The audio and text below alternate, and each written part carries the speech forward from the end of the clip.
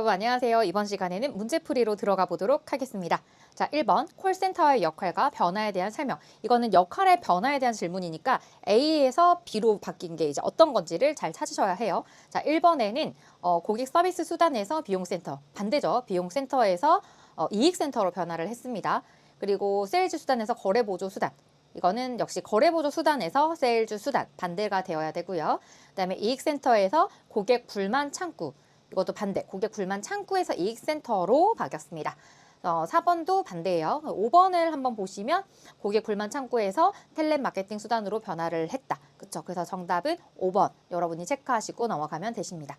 자, 다음 2번으로 한번 가보겠습니다. 자, 이번에는 콜센터 구성원의 역할. 구성원은 뭐 QAA 이렇게 슈퍼바이저 다양했었어요. 이 중에서 틀린 것을 찾아라. 자, 우리 첫 번째 QAA는 통합품질 관리자 맞았죠. 그리고 유니트 리더는 10명 정도. 유니트니까 이 단위 10명 정도의 소단위 콜센터 리더예요.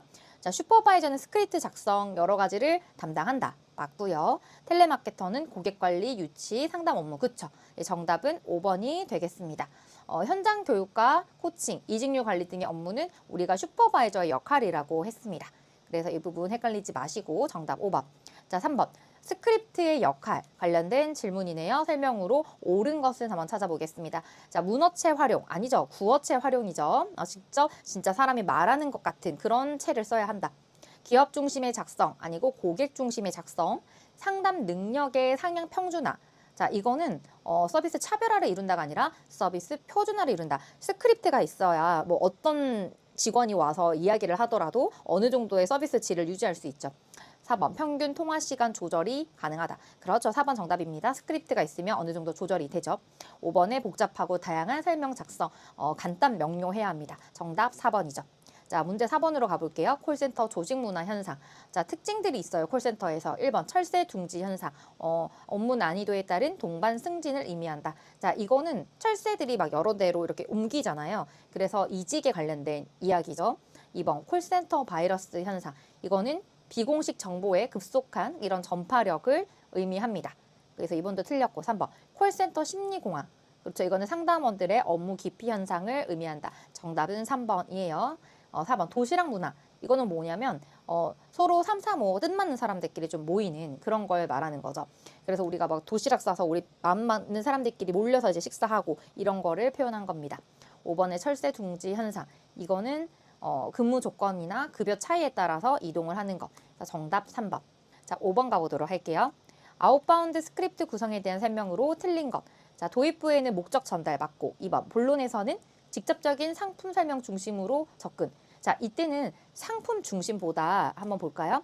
고객에게 제공을 할 수 있는 서비스와 가치를 먼저 얘기를 하는 거죠. 그래서 고객이 그 가치에 대해서 먼저 이해를 해야 그 다음에 좀 구체적인 상품에 대해서 설명을 하면 됩니다. 종별을 할 때는 상품 선택에 대한 자신감, 확신감을 주는 거죠. 그리고 그 외에도 여러분들 이 부분은 우리가 앞부분에 배웠으니까 한번 참고해 주시고요. 자, 6번은 이것도 시험에 잘 나오는데요. 옳은 것을 한번 찾아볼게요. 자, QC는 잘된 점을 찾아서 칭찬하는 거. 아니에요. 반대죠. QC는 잘못된 점이었어요. 그리고 PI는 잘못된 점. 이거 반대죠. PII 잘했다. 우리 그랬잖아요. 잘된 점으로 찾아서 칭찬하는 방식. 3번 사이드 바이 사이드. 이거는 녹음 분석이 아니라 정말 좀 부담스럽지만 바로 옆에 앉아서 바로 모니터링을 하는 직접 관찰. 원격 모니터링은 즉각적인 피드백이 용이하다. 원격이기 때문에 바로 하기는 어려워요. 그래서 정답은 5번이 되겠네요. 레코딩 모니터링은 무작위 선정. 맞아요. 녹음된 걸 가지고 선정해서 나 그걸 가지고 이제 피드백을 하는 거죠. 자, 7번. 인바운드 콜센터의 특징. 인바운드는 뭐예요? 아웃바운드는 안에서 밖으로 나가는 거. 인바운드는 밖에서 안으로 들어오는 거. 즉 고객이 뭔가가 말하고 싶은 거리가 있어서 전하는 게 인바운드죠. 자, 특징으로 옳은 것은 자, 옳은 걸 찾아보면 우리 기업의 주도의 적극적 판매 마케팅 아니죠. 고객이 직접 전화하는 인바운드, 전략적인 캠페인, 고객 DB 마케팅.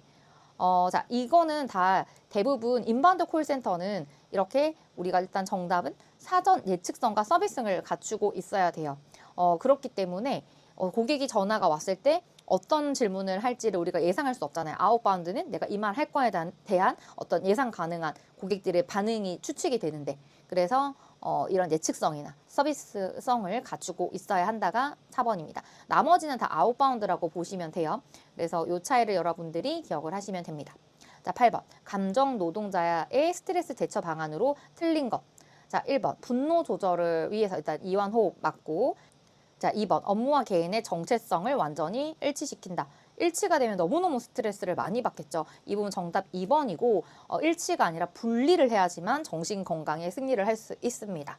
나머지 3번부터 5번은 네, 맞는 방법이에요. 1번. 틈새 시장에 대한 설명 중 옳은 거. 자, 맞는 거 찾는 거네요. 자, 1번에 일반적인 욕구를 충족시키는 시장이었나요? 아니죠. 이거는 특별한 욕구를 충족시키는 거였고요. 그 다음에 2번. 항상 없어지지 않고, 여기서 이미 틀렸습니다. 없어지거나 새로 만들어질 수 있다. 3번. 대기업에 적합했나요? 아니죠. 중소기업에 적합했었죠. 그래서 정답 3번. 여러분 체크하시면 되고요. 나머지 4번, 5번 여기 보시면 세분화된 시장이랑 틈새 시장 우리가 구분하자 그랬고 경쟁자가 많은데 이상적이다? 이상합니다. 정답 3번이에요. 자, 2번 가보도록 할게요. 자, 틈새 시장의 필수 조건 중에 틀린 것. 자, 틀린 것 한번 찾아볼게요.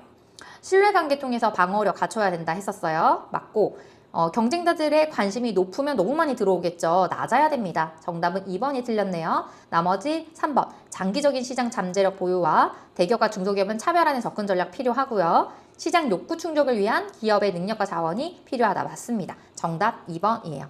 자, 3번. 틈새 시장 전략 중에 새로운 시장 심화 전략에 대한 설명으로 옳은 것은 자 맞는 거 찾아볼게요. 1번.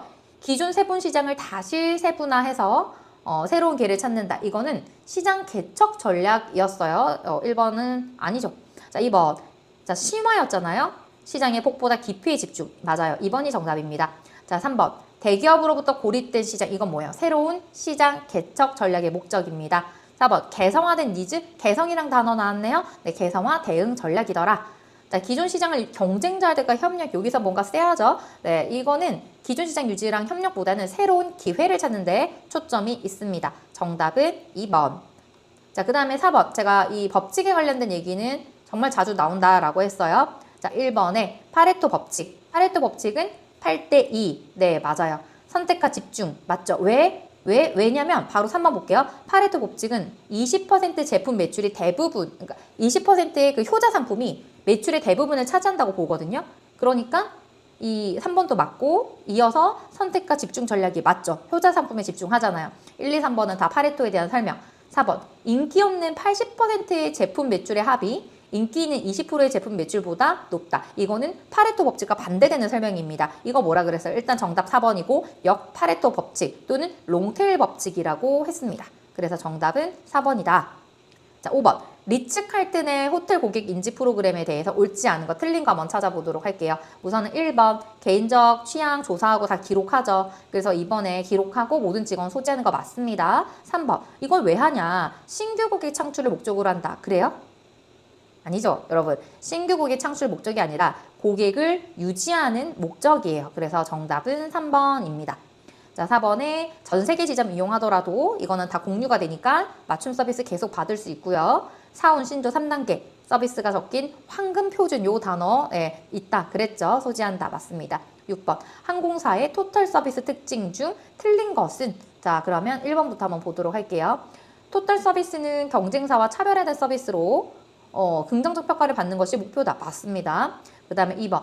운영 시스템에서 가시적인 부분은 점차 줄어든다. 맞아요.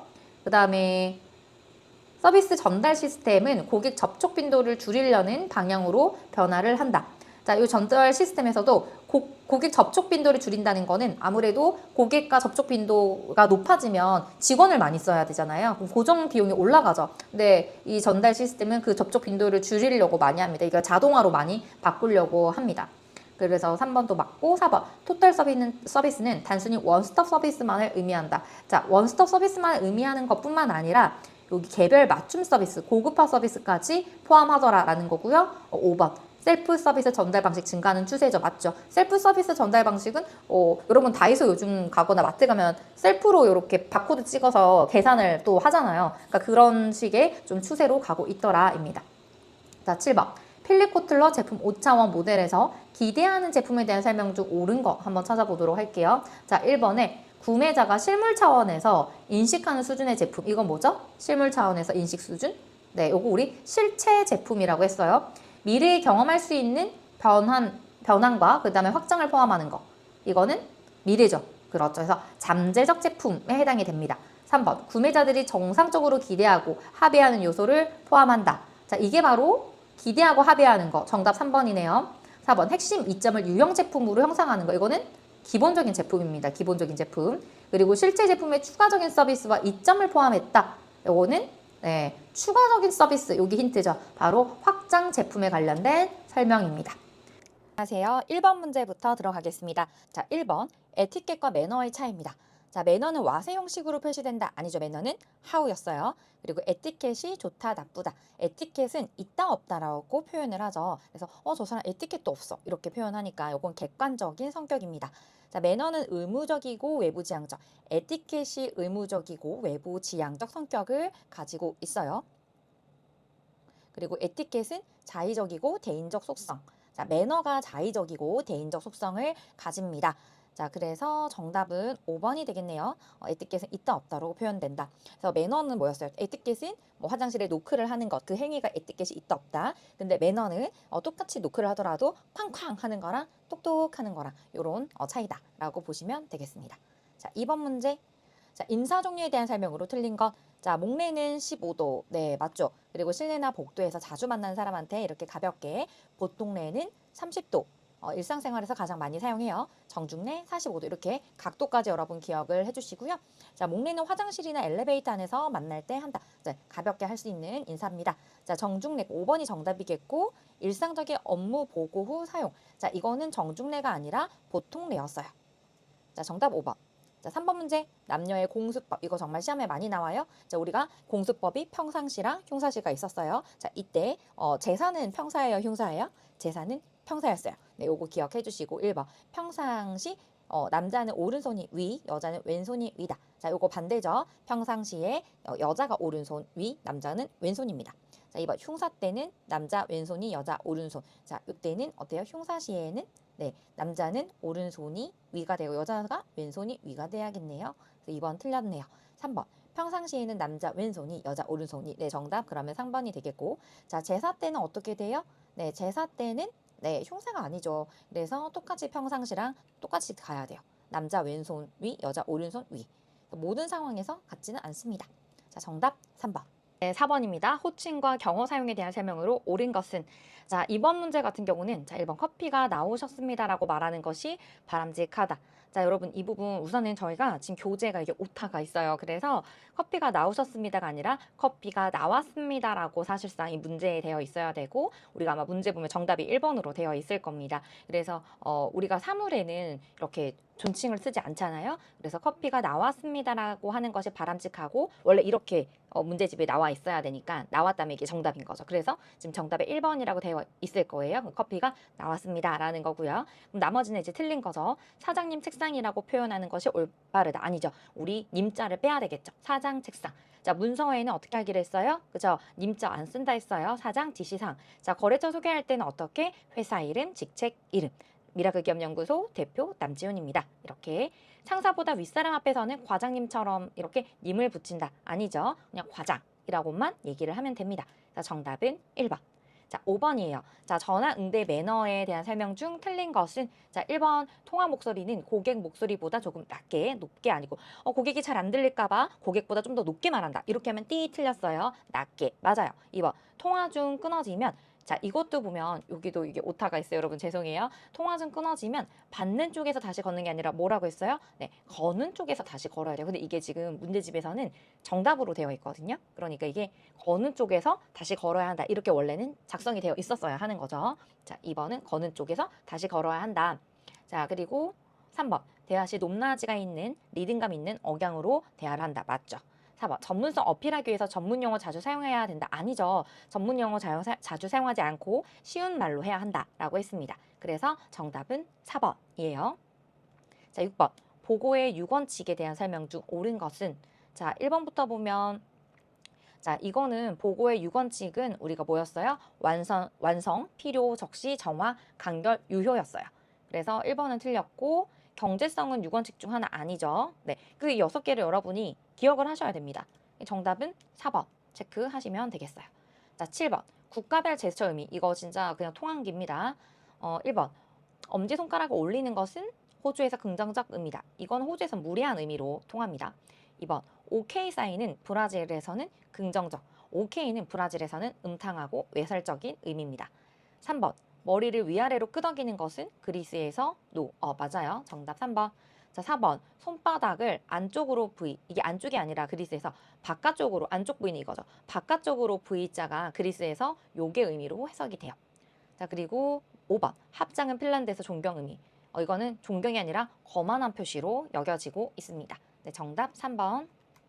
자, 8번. 이번에 문제풀이입니다. 자, 1번. 프레젠테이션의 포피 분석에 대한 설명으로 옳은 것은, 자, 플레이스는 포피 중 가장 중요한 요소다.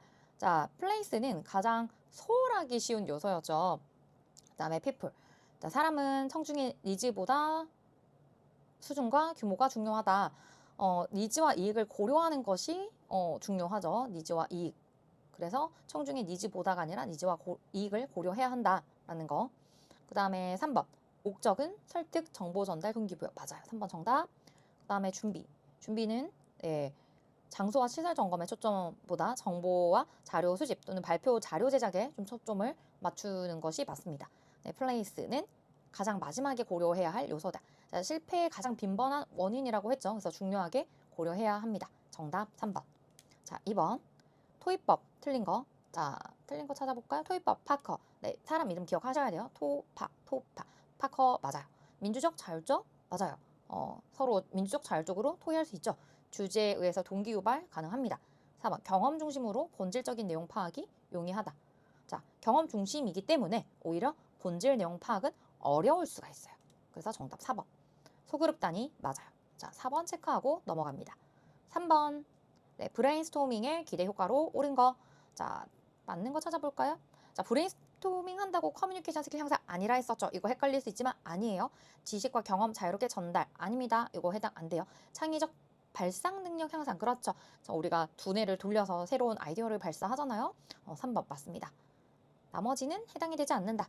정답 3번.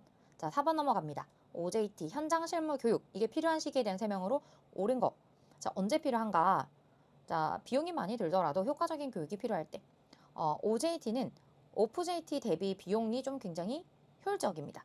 그래서 비용이 많이 들더라도 아니에요. 그다음에 현장 경험이 부족한 선임자의 지식을 전수할 때. 이제 현장 경험이 부족이 아니라 풍부한. 3번. 단기간에 업무를 익히게 해야 할 때. 예, 자, 이 부분은 OJT는 단기간이 아니라 장기간에 걸쳐서 업무를 익숙하게 하는 거예요. 그래서 3번도 틀렸습니다. 정답 4번이네요. 업무 현장에 급하게 투입해야 할 때. 4번. 5번은 OFJT의 개발과 진행 비용을 늘리고자 할 때. 오히려 반대죠. OFJT의 개발과 진행 비용을 절약하고자 할 때입니다. 그래서 정답은 4번이에요. 자, 5번. 성인학습의 특성에 대한 설명으로 틀린 것. 자, 반응 속도가 비교적 늦다 했어요. 빠른 거 아니에요. 학습에 대한 두려움, 불안. 어른이나 우리가 어릴 때 애나 똑같다 했습니다. 3번. 다양한 경험이 학습의 장애 요인이 된다. 정답 3번이네요. 다양한 경험은 새로운 학습의 기초가 되죠. 장애 요인이 아닙니다. 행동 지향적이고 즉시 적용하기를 원한다. 네, 나머지는 맞아요. 자, 6번. 회의 유형. 옳은 거. 자, 포럼은 청중의 참여가 제한적 아니에요. 자유롭게 참여 가능한 거. 포럼 맞아요. 자, 세미나 제가 사람 명수 기억해야 된다 그랬죠. 50명 아니고 30명 이하. 틀렸습니다. 심포지엄은 청중이 자유롭게 토론. 심포지엄은 청중 참여가 제한적이에요. 4번. 워크숍은 소그룹 구성. 맞아요. 문제 해결 중점. 맞죠? 우리 기업에서 워크숍 한다. 이런 말 기억하시면 됩니다. 5번. 컨퍼런스는 기업의 전략 수립이 주요 목적. 학술적 성격이 강한 회의가 컨퍼런스입니다. 정답 4번입니다. 자, 7번. 마이스 산업에 대한 설명으로 옳은 것. 자, 여기서 미팅은 5인 이상 아니에요. 10인 이상이고 4시간 이상 진행입니다. 틀렸고. 컨벤션. 비공식 프로그램이래요. 자, 컨벤션은 공식 프로그램이고 대표자들이 필수 참석합니다. 자유로운 게 아니라 필수. 3번.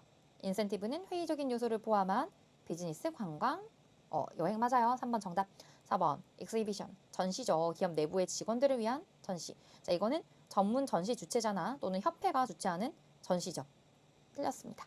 미팅은 비정기적으로 진행. 자, 미팅은 정보 교환이나 이런 목적의 어떤 공식, 비공식이 아니라 공식 모임이다 라고 보셔야 하겠습니다. 자, 8번 문제 갈게요. 의전에 관련된 문제고요. 틀린 것.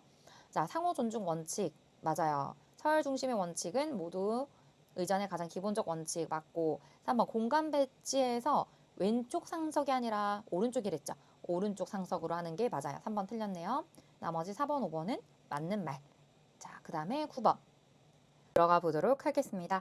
자, 1번 소비자의 팔대 권리에 대한 설명으로 옳은 거. 이렇게 팔대 권리에 대한 내용을 우리가 알고 있어야 찾을 수 있겠죠. 자, 소비자의 능력을 향상시킬 권리 포함.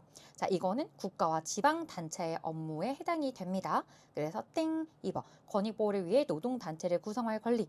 자, 이거는 소비자 단체를 구성할 권리이며 노동단체가 아닙니다. 그래서 노동단체라는 단어 때문에 틀렸어요.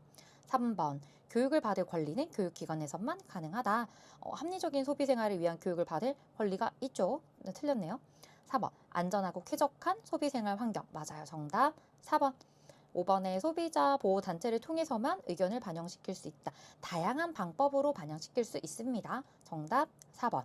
자, 2번. 사업자 책무. 이게 사업자 책무랑 소비자 책무를 이래서 구분을 할 줄 아셔야 되거든요. 그래서 1번에 물품으로 인한 생명과 재산 보호 받고, 그리고 소비자의 합리적 선택 침해하지 않는 거래 조건 제시. 맞아요.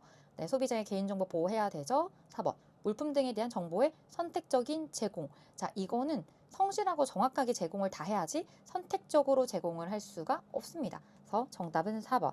그 다음에 물품의 하자로 인한 불만 해결. 맞아요. 정답 4번 체크. 자, 3번 소비자 단체 업무에 대한 설명으로 옳은 것. 자, 개인정보 보호하는 거는 사업자의 책무죠. 그리고 물품에 대한 정보 제공도 이거는 지금 사업자의 책무에 대한 설명이에요. 그리고 시험 검사 결과를 공표할 수 있다. 자, 정답은 3번이죠. 네, 이거는 소비자 단체에서 해야 될 업무. 그리고 소비자 보호를 위한 법률을 제정한다. 이거는 국가의 책무. 물품의 가격을 직접 통제할 수 있다. 가격 통제 권한이 소비자 단체에 대해서는 없어요. 그래서 정답은 3번. 자, 4번 소비자 단체 소송 인정. 이렇게 그래서 숫자를 우리가 암기를 하고 있어야 됩니다. 소비자 단체 소송에서는 정연수가 얼마였죠?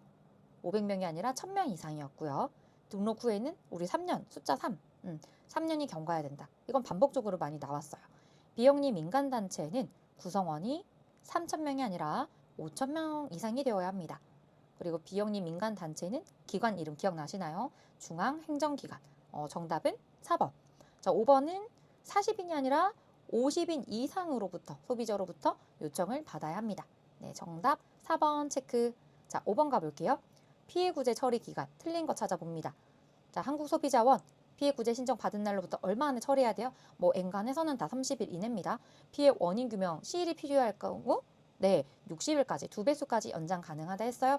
그리고 소비자 분쟁위원회는 분쟁 조정을 언제까지? 90일이었나요? 네, 30일까지고 정당한 사유가 있으면 연장이 가능합니다. 그리고 통지 받은 날로부터 15일 이내 수락 여부 통보. 맞아요. 자, 정답 3번, 6번. 소비자 정책위원회에 대한 설명으로 옳은 것은 자, 15명 이내 위원으로 구성. 25명이었어요. 15명 아니고요. 위원장은 3명으로 구성, 2명이었습니다. 자, 언제까지 이거 암기해야 된다 그랬죠? 12월 31일이 아니라 매년 10월 31일이에요. 4번 위원장 둘, 이걸 포함한 25명 이내. 네, 정답 4번. 그리고 시행계획은 경년이 아니라 매년 수립입니다. 자, 7번 소비자 분쟁위원회 구성에 대한 설명 중 옳은 것. 자, 이거 몇 급 이상 공무원, 제가 이 급수 나온다 했죠.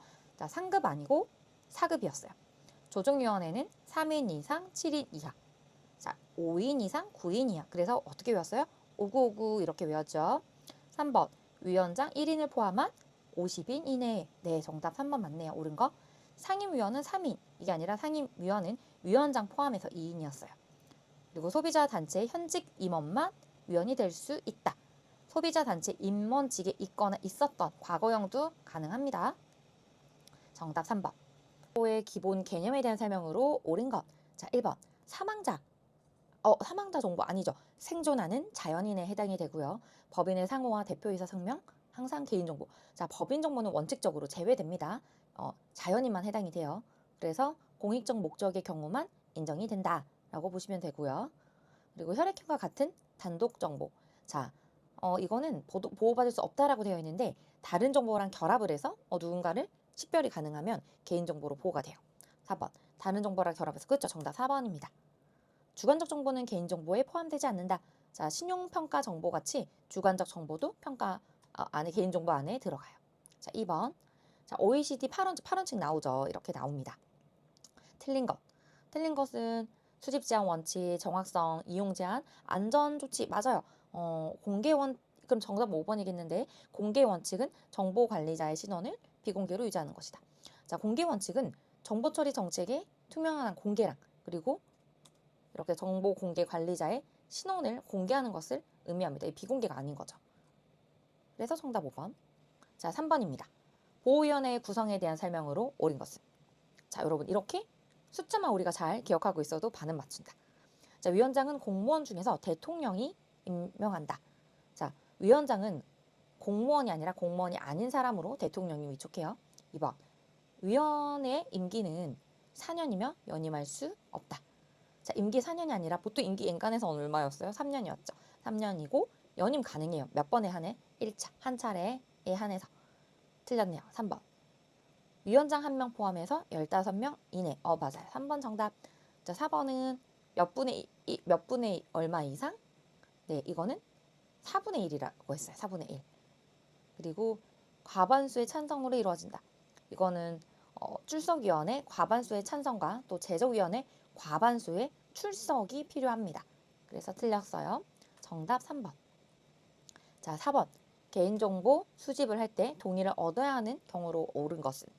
자, 동의를 얻어야 되는 경우는 여기서는 사실 준수, 계약이행, 생명 이때는 다 동의 없이 수집 가능한 예외 상황이었는데 제3자한테 제공하려는 이때는 동의를 얻어야죠. 그래서 정답은 5번이 되더라. 자, 5번입니다. 개인정보 수집 목적이 변경이 될 때 동의가 필요하지 않는 경우. 자, AS 센터의 정보를 광고 이용할 때 목적이 바뀌었네요. 동의 필요해요. 그리고 역시 2번도 목적 변경되는 상황 동의 필요해요. 3번. 회원가입 정보를 법령에 따라 세무신고는 동의 필요하지 않죠. 정답 3번. 나머지 아래는 역시나 목적이 바뀌니까 네, 동의 필요합니다. 그래서 정답 3번. 6번. 영상 정보 처리 기기 설치나 운영에 대한 설명으로 옳은 것. 화장실 설치할 수 없어요. 그다음에 녹음 기능 절대 불가합니다. 그다음에 범죄 예방 목적 어디든. 자, 범죄 예방 목적이어도 사생활 침해가 우려 있는 것은 제한이 돼요. 안내판 설치는 선택이 아닌 필수 사항입니다. 정답 5번이 되겠네요. 자, 다음 문제 7번. 개인정보 파기 사유에 해당하는 것. 자, 일시적으로 서비스 이용 중단. 파기 사유 아닙니다. 그리고 개인정보 처리에 대해 동의를 철회한 경우. 자, 이때는 파기가 맞죠. 파기 사유에 해당이 되죠. 그리고 나머지는 파기 사유가 아닌 걸로 보시면 되겠습니다. 정답은 2번.